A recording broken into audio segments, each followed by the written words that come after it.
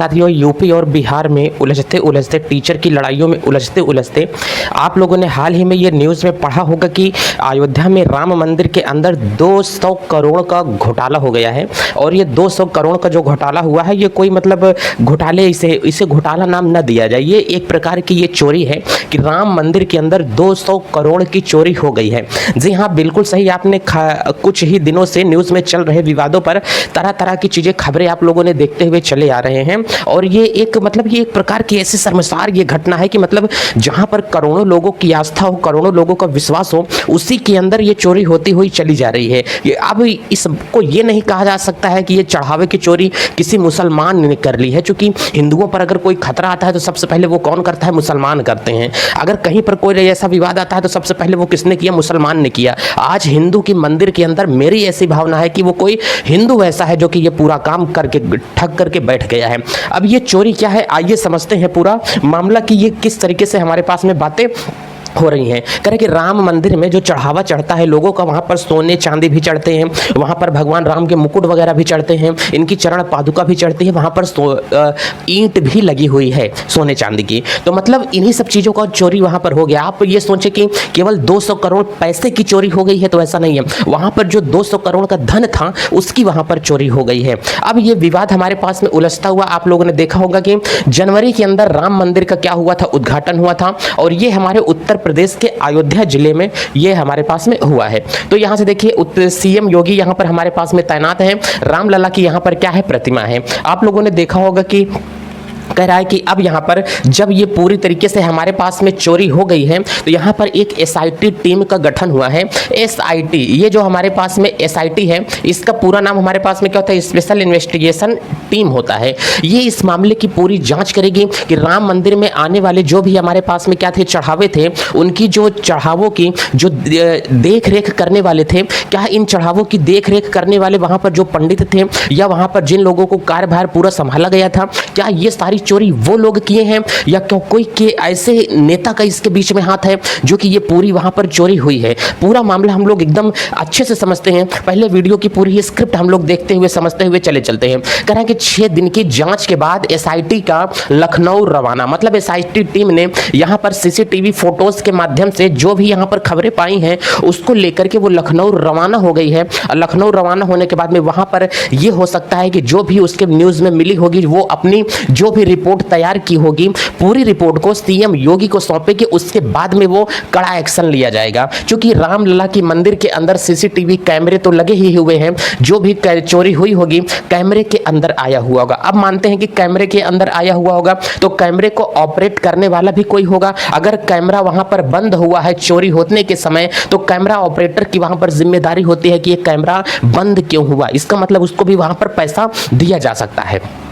अब यहां पर देखिए तो यही प्रकार के किन लोगों से पूछताछ वहां पर हुई है। जांच के दौरान रमाशंकर यादव उर्फ टिन्नू यादव, इनको नाम कहा जाता है, के सहित कई लोगों से पूछताछ की गई है। इसके अलावा नकदी गिनने वाले और दान राशि के प्रबंधन से जुड़े कर्मचारियों से भी वहां पर सवाल किया गया। ये है टिन्नू यादव जी, इनसे भी एसआईटी की टीम ने जांच पड़ताल के बाद में पूछताछ की है कि ये सारी चीजें कैसे गठित हुई हैं, कैसे यहाँ पर इतनी बड़ी चोरी हो गई है। और कुछ तो वहां पर बैंक के कर्मचारियों, चूंकि दान का पैसा मंदिर में ही नहीं रह जाता है, कहीं पर इसके नाम से ये पैसा इकट्ठा भी किया जाता है, तो बैंक कर्मचारियों के ऊपर भी ये पूरे आरोप लग सकते हैं कि इतना बड़ा घोटाला कैसे हो सकता है। अभी केवल आरोप जताने की बात वहां पर चल रही है कि ये बैंक कर्मचारियों के ऊपर भी ये घोटाले का आरोप लग सकता है। मुख्यमंत्री ने ये कहा है कि योगी आदित्यनाथ जी ने स्पष्ट रूप से कह दिया है कि श्री राम मंदिर करोड़ों लोगों की आस्था का केंद्र है। किसी भी व्यक्ति की संपत्ति या धन का दुरुपयोग की पुष्टि होती है तो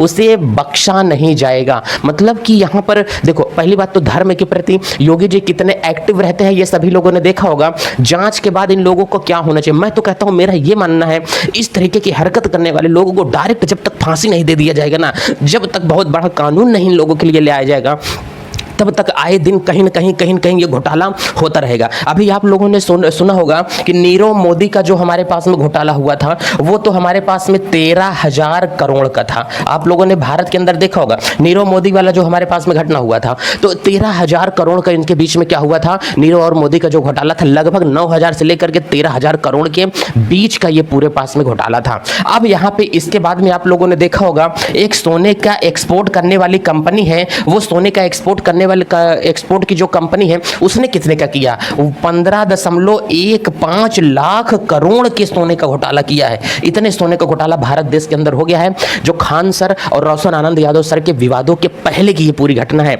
इतने लाख करोड़ का घोटाला भाई, ये तो 13,000 करोड़ है, 1 लाख करोड़ नहीं, 2 लाख करोड़ है, 15 लाख करोड़, 40 करोड़, 1 करोड़, 2 करोड़ नहीं, 15 लाख करोड़ रुपए के सोने का घोटाला हुआ है। इसलिए वहां पर हमारे देश में सोने की किल्लत मचने लगी कि भाई साहब आप सोने का उपयोग कम करें, पुराने सोने को बनवा करके गढ़वा करके तब जाए लोगों शादी में इस्तेमाल करने लगे। वहीं पर यूपी के अंदर हो जाता है कि भाई साहब 200 करोड़ रुपए की चोरी हो जाती है, 200 करोड़ रुपए का धन का चोरी हो जाता है। भारत देश के अंदर जहां मंदिर एक लोगों की आस्था है, जहां पर धर्म के नाम पर बड़े बड़े जो योगी हैं, जो मोदी हैं, जो प्रधानमंत्री हैं देश के, अपना कार्यभार संभालते हैं, मैं कहता हूं इस मंदिर की चोरी में सबसे ज्यादा हाथ अगर किसी व्यक्ति का हो सकता है तो मेरा मानना है कि सबसे बड़ा हाथ इसमें, मैं अपना पॉइंट ऑफ व्यू दे रहा हूं कि इसमें नेता का ही सबसे बड़ा काम हो सकता है।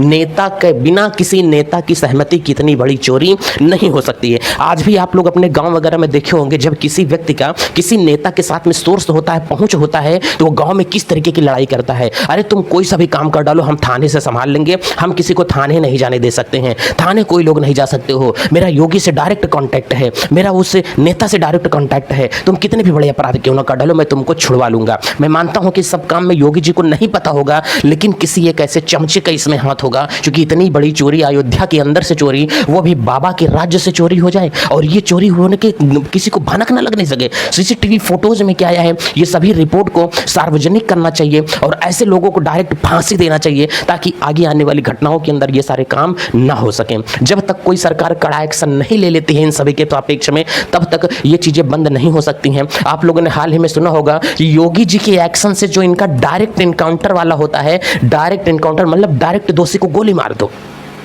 इस घटना से प्रभावित वो बिहार का एक लड़का है भरत तिवारी, और वो पूरी तरीके से प्रभावित था। आज बिहार पुलिस ने उसको क्या किया, ध्वस्त कर दिया, इनकाउंटर में ही उसको क्या कर दिया, मार दिया। उसका भी वीडियो बहुत धाकड़ लेकर के आप लोगों के समक्ष आने वाले हैं। लेकिन आपकी इस वीडियो में क्या राय है, क्या इसके बीच में किसी नेता का हाथ हो सकता है? यदि नेता का हाथ है तो उनको भी वहां पर ढूंढ करके डायरेक्ट फांसी की सजा दी जाए, क्योंकि इस तरीके से लोगों की आस्था के साथ में हम लोगों को इस तरीके से ट्रस्ट किया जाता है, इस लगे से मतलब धर्म के नाम पर सारी चीजें की जाती हैं और वही धर्म का जब खंडन हो जाता है तो लोगों को कितनी बड़ी क्षति पहुंचती है। भारत सरकार को, उत्तर प्रदेश की सरकार को इन सभी चीजों पर बहुत कड़ा एक्शन लेना चाहिए और कड़ा एक्शन लेने के बाद में दोषियों को डायरेक्ट फांसी की सजा देनी चाहिए इस तरीके के आरोप में। आप लोगों का क्या कहना है, अपने विचार कमेंट बॉक्स में आप पिन कर सकते हैं। इसी के साथ चलते हैं अगली वीडियो में, मिलते हैं भरत तिवारी के वीडियो के साथ में, तब तक के लिए जय भारत।